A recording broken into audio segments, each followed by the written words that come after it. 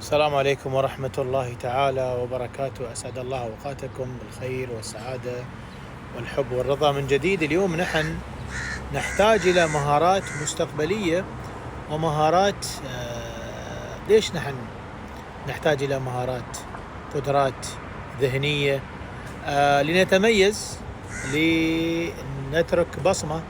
كنت موظف تحتاج إلى مهارات مستقبلية، كنت طالب تحتاج إلى مهارات تفكير إبداعي، كنت حتى إذا في إنسان تبحث عن وظيفة لازم يكون عندك بعض المهارات في التفكير، حل المشكلات وإلى آخره. ولكن اليوم نحن نعيش عولمة رقمية حديثة، فنحن نحتاج لمهارات المستقبل، ولا وهي التفكير التحليلي وحل المشكلات والتفاعل الاجتماعي وتكنولوجيا المعلومات